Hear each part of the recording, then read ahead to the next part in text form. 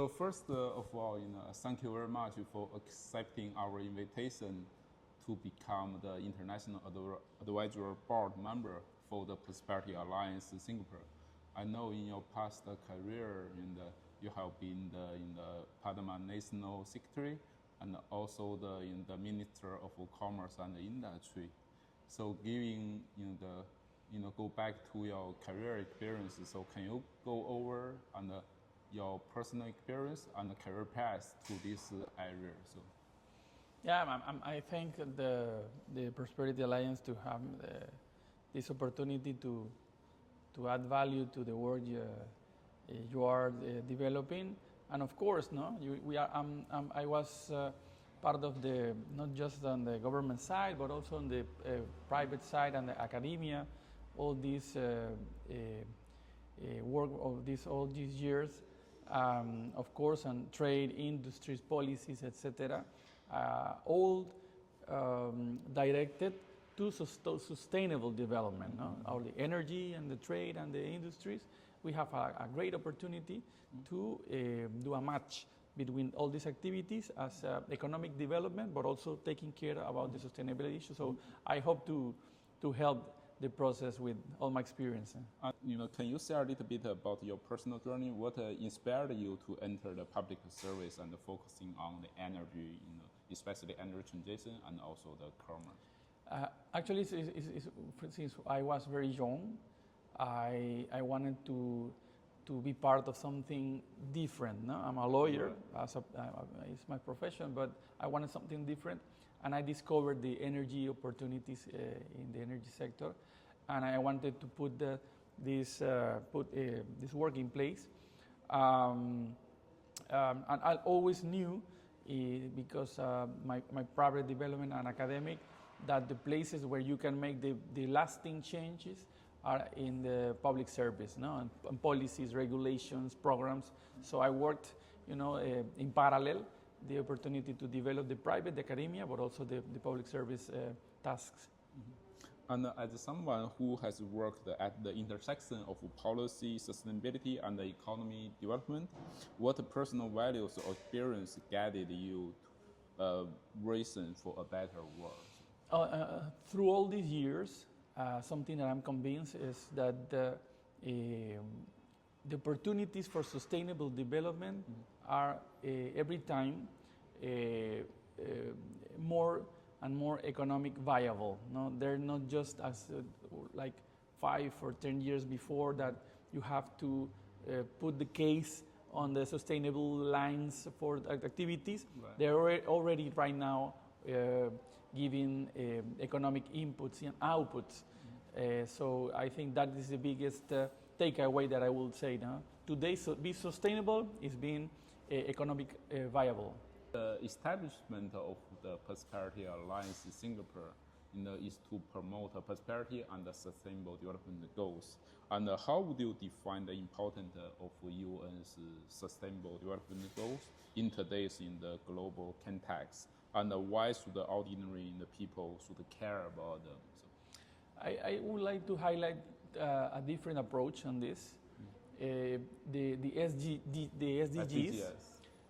They were part of the biggest participatory process in the history of the world to have some specific goals and to make the world a better place. Right. That is something that I will highlight, and they give us a specific goals and a specific time frame to comply with that. So I think that is the key issue. Is a roadmap for everyone to be okay and aware of the things that we have to do in a certain time.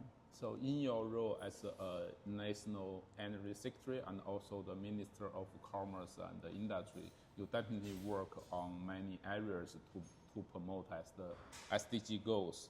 And how did you align the national policies with the global sustainability objectives? Yeah, that was the base for our policy development formulating. We took the SDGs, we took the climate change agreements and the climate change contributions from the country, the NDCs, and we put it as a base, and we put that with our own priorities.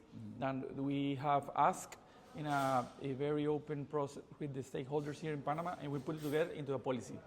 That's the key. There were part of the heart of the process of policy making. Yeah, so recall your past experience at the government and the public sector.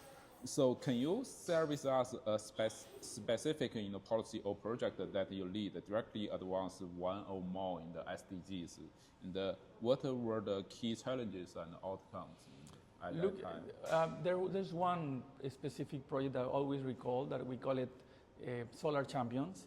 Yeah. It impacts the gender equity, SDGs, and the energy, sustainable energy, closing the gap. And it was a program aimed to provide capacity building for indigenous women, right, in the poorest areas of Panama to become solar panel installators. And this was a key finding, a lot of lessons learned from that project that we can apply and amplify in other aspects and programs and projects that we do. So I will highlight that one. And definitely it was a very successful project. And what lessons from this project and from your past Panama's energy transition could applicable to other areas or regions, especially Africa, Southeast Asia, the Latin American, these developing countries, and also considering we are working on the training program for the Mission 300 initiative for to provide the field gap and the knowledge gap and the skill gap for the Africans for the mini-grid and the standalone. Meaningful takeaway that we'll share as countries, global South countries, is that you need a very, very strong strategy. Right. You have to know what do you want, right, and how do you want to develop it, and when you have to, you need the results.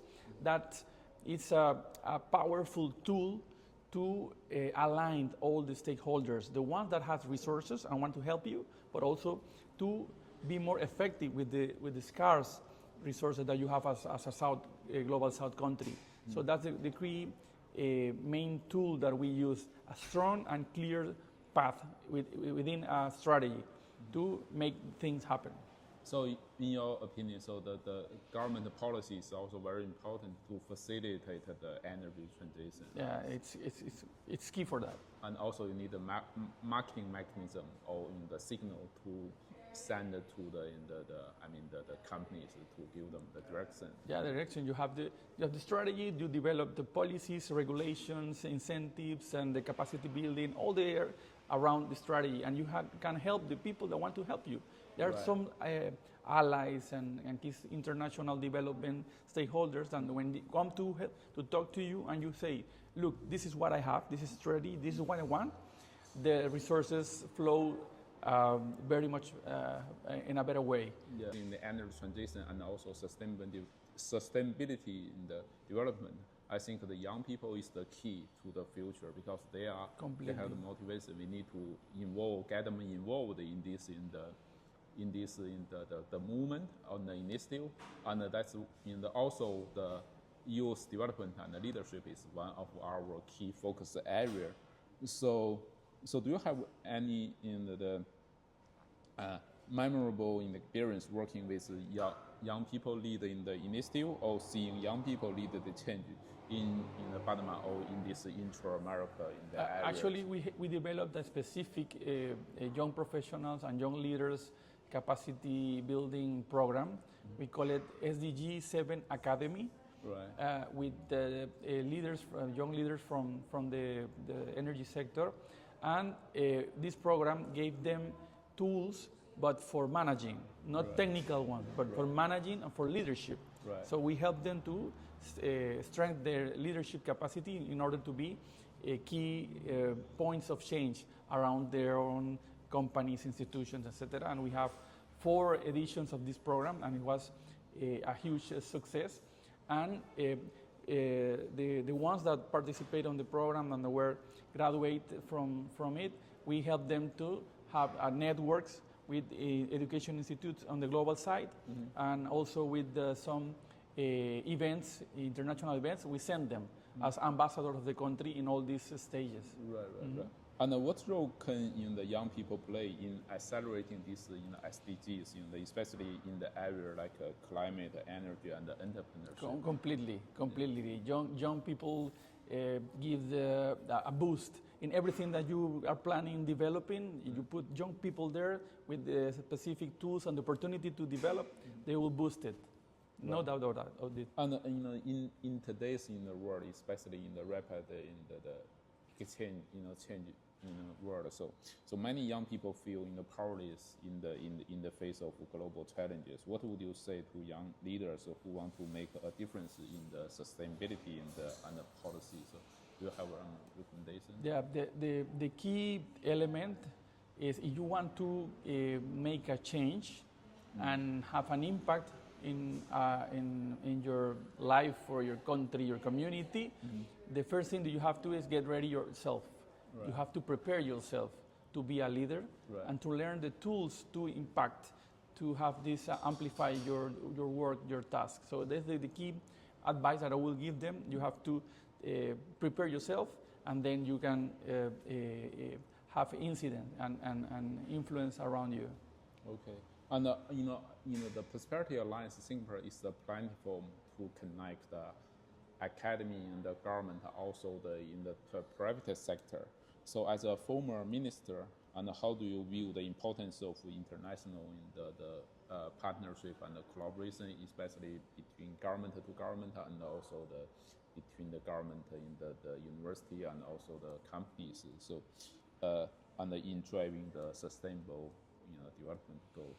No, it's key. No, not just the one of the specific SDGs is about collaboration and alliances, but right now in this moment, the world we are living is has a bigger importance to collaborate. No, not just between countries or regions, but within the countries and within the regions, and between academia, between governments, the private sector. Everyone has a part to play, no? A role to play, and it's the only way to fulfill and to have lasting results for your country, for your region, for the world. And also, I also believe that the effective collaboration is the key to drive the sustainable development goals. What's your recommendation to the non-profit organizations and also other organizations to work with the government and to advance the SDGs? That you have opportunities everywhere. No? You have to know where you can add value and make a difference, and you can specialize in that. No? If you are an organization specialized in capacity building or the work on the fields, no? The project development and execution, go there and be prepared to be an expert on that, and then you can propose to all the other stakeholders that the value you add to the whole process, it's worth. So I will. This will be a piece of advice for them. And looking ahead, what gives you hope for the future of sustainable development? So. I would say we want to say one thing is young people. They give me hope. You know, the things that they're doing, the things are developing. Of course, technology will be a tool for this, but the young people are leading the way, and we have to give them opportunities. All they want to is to get ready to be part of the change. And talking about these young people, so what one action you would encourage the young people to take after watching this in the interview? So. No, you have to be part of the process. There always be an opportunity to be part, to add, even in your school, your university, your job, your family, etc. There always be an opportunity to make the difference, and continue growing, continue preparing for that, and this opportunity will be higher, and higher, and you have to a more lasting impact. Yeah. And one last thing, so since you are the advisor of in the Prosperity Alliance Singapore, So could you give in the one message or blessing for Prosperity Alliance? No, the best wishes for the work and the purpose of the Alliance. We are very excited about the possibility to develop all the objectives and the goals that the Alliance has in mind, and to be part of the process, of course. Thank you so much. I appreciate your time and Okay. welcome on board to Prosperity Alliance Singapore. It's a pleasure. Thank you.